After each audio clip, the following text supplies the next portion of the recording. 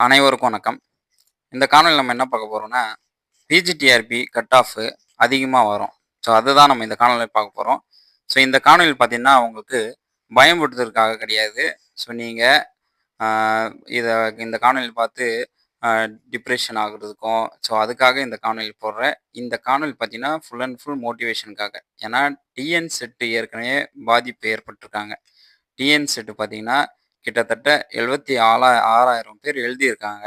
வெறும் 5,000 பேர் மட்டும் பாஸ் பண்ணியிருக்காங்க. ஸோ இது பார்த்தீங்கன்னா 6%. ஆனா நம்ம இதில பார்த்தீங்கன்னா, 3,50,000 பேர் எக்ஸாம் எழுத போறாங்க. ஆனா அதில பாஸ் பெர்சன்டேஜ் நம்மளுடைய போஸ்டிங் பார்த்தீங்கன்னா, வெறும் 2,000 போஸ்டிங் மட்டும் தான். ஸோ இத நம்ம கணக்கெடு எடுத்தோம் பார்த்தீங்கன்னா, இதில நமக்கு 1% கூட வராது. ஸோ அதனால நம்ம கொஞ்சம் கேர்ஃபுல்லா இருக்கணும். ஸோ அதுக்காக தான் இந்த காணொளிய நான் போடுறேன். ஸோ நீங்க அதிகமா ஹையஸ்ட் மார்க் எடுத்தா மட்டும் தான் நம்மளால போஸ்டிங் வாங்க முடியும். ஸோ ஹையஸ்ட் மார்க் நம்மளால எடுக்க முடியலன்னா, நம்மளால போஸ்டிங் வாங்க முடியாது. ஏன்னா, இப்போ நெறைய பேர் ஃபீல் பண்றாங்க. டிஎன் செட்லயே பாருங்க, 1 மார்க், 2 மார்க் கம்மியாயி, என்ன 1 மார்க் இருந்தா நான் செலக்ட் ஆயிருப்பேன். 2 மார்க் இருந்தா நான் செலக்ட் ஆயிருப்பேன். 2 கொஸ்டின் கரெக்ட்டா போட்டிருந்தா நான் செலக்ட் ஆயிருப்பேன் அப்படின்னு சொல்லி ஃபீல் பண்றாங்க. ஸோ இதே நிலைமை இதாவது நமக்கு எலிஜிபிலிட்டி டெஸ்ட் தான். ஸோ இது பாஸ் பண்ணா நமக்கு போஸ்டிங் குடுக்க மாட்டாங்க, வேலை குடுக்க மாட்டாங்க, நம்மளால சம்பளம் வாங்க முடியாது. ஆனா பிஜிடிஆர்பி அப்படி கிடையாது. பாஸ் பண்ணோனே நமக்கு போஸ்டிங் போட்டுருவாங்க. போஸ்டிங் போட்டா நமக்கு ஒரு அரசு வேலை. ஸோ அந்த அந்த எக்ஸாம நம்ம வேஸ்ட் பண்ணிறக்கூடாது. அந்த எக்ஸாம நம்ம அலட்சியமா எடுத்துக்கக்கூடாது. ஸோ அந்த எக்ஸாம நம்ம நல்லபடியா எழுதி, அதிகமான ஹையஸ்ட் பெர்சன்டேஜ் வாங்கணும். ஸோ கம்மியான பெர்சன்டேஜ் வாங்கி நம்ம அப்புறமா ஃபீல் பண்றது எந்த பிரயோஜனமும் கிடையாது. நீங்க வேணா பாருங்க.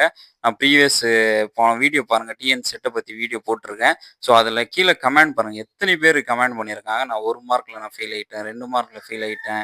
ரொம்ப டிப்ரஷனா இருக்கு சார். நான் அதிகமா படிச்சேன் சார். அப்போ கூட நான் ஃபெயில் ஆயிட்டேன். நான் 190 வாங்கினேன். அப்போ கூட ஃபெயில் ஆயிட்டேன் அப்படின்னு சொல்லி நெறைய பேர் என்ன பண்ணியிருக்காங்கன்னா, ஃபீல் பண்றாங்க. ஸோ இதே நிலைமை நமக்கு வந்துரக்கூடாது. யாரெல்லாம் பிஜிடிஆர்பி ஆஸ்பிரண்ட் இருக்கீங்களோ, நமக்கு வந்துரக்கூடாது. ஏன்னா, இந்த டிஎன் செட் ஆவுது நம்ம இன்னொரு வாட்டி எழுதிரலாம். ஸோ எலிஜிபிள் டெஸ்ட் தானே. டிஎன் செட் இல்லன்னா, யுஜிசி நெட் கூட நம்ம எழுதி கிளியர் பண்ணிக்கலாம்.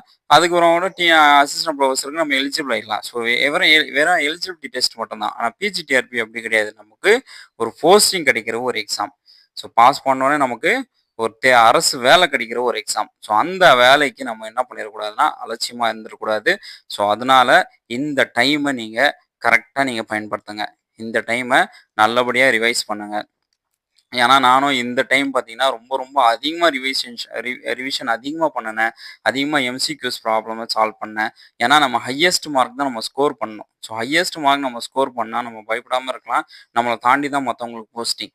ஆனா, இதே நம்ம மார்க் குறைவா நம்ம வாங்கிட்டோம்னா, பயந்துட்டே இருக்கணும். ஸோ போஸ்டிங் வருமா? வராதா? இல்ல சிவிக்கு போய் ரிஜெக்ட் பண்ணிருவாங்களா? அப்படின்னு சொல்லி நம்ம பயந்துட்டே இருக்கணும். ஸோ அதெல்லாம் நீங்க இப்பவே நீங்க யோசிங்க. ஸோ அதுக்கப்புறம் நம்ம எக்ஸாம் எழுதி ரிசல்ட் வந்ததுக்கப்புறம் யோசிச்சு எந்த பிரயோஜனமும் கிடையாது. நான் 1 கொஸ்டின் நான் போட்டிருந்தேன்னா கரெக்ட்டா இருப்பேன். 2 கொஸ்டின் போட்டிருந்தேன்னா நான் மார்க் வாங்கியிருப்பேன். நான் போஸ்டிங் வாங்கியிருப்பேன் அப்படின்னு சொல்லி அப்போ ஃபீல் பண்ணி எந்த பிரயோஜனமும் கிடையாது. இப்போ நீங்க கான்சன்ட்ரேட் பண்ணுங்க. ஒரு எம்சிக்யூ பேப்பர், கொஸ்டின் பேப்பர் எடுங்க. அதில உங்களால எத்தனை கொஸ்டின் சால்வ் பண்ண முடியுது பாருங்க. ஸோ ஒரு கொஸ்டினும் நமக்கு ரொம்ப ரொம்ப முக்கியமானது. கோல்டன் அந்த ஒரு கொஸ்டினும் நமக்கு ரொம்ப ரொம்ப ஒரு அற்புதம். அந்த ஒரு கொஸ்டின்ல கூட உங்களுக்கு போஸ்டிங் போகலாம், போஸ்டிங் வரலாம். ஸோ அதனால நமக்கு எந்த கொஸ்டினும் நம்ம அலட்சியமா எடுத்துக்கக்கூடாது. ஸோ அதனால ஒரு கொஸ்டினும் நமக்கு ரொம்ப ரொம்ப முக்கியமானது. அதனால எல்லா கொஸ்டினும் சால்வ் பண்ணி பாருங்க. எம்சிக்யூஸ் அதிகமா பிராக்டிஸ் பண்ணுங்க. பிஜிடிஆர்பில கண்டிப்பா பாஸ் பண்ணி போஸ்டிங்க வாங்குறோம். ஸோ அ இந்த டார்கெட்ட நீங்க வச்சுக்கங்க. ஏன்னா எலிஜிபிலிட்டி டெஸ்ட் ஆவது இன்னொரு வாட்டி எழுதிடலாம். ஆனா பிஜிடிஆர்பி அப்படி கிடையாது. 4, 5 வருஷம் 2023ல நடந்த எக்ஸாமு இப்போ 2025ல தான் வைக்கிறாங்க. ஸோ அதனால போஸ்டிங் பார்த்தீங்கன்னா, நம்ம எக்ஸாம் பார்த்தீங்கன்னா 3, 4 வருஷத்துக்கு ஒரு வாட்டி தான் நடக்குது. ஸோ அதனால அதிகமா பிராக்டிஸ் பண்ணுங்க. ஸோ அதிகமா கொஸ்டின் சால்வ் பண்ணுங்க. கண்டிப்பா வெற்றி நிச்சயம். ஸோ அனைவருக்கும் வாழ்த்துக்கள். நன்றி. வணக்கம்.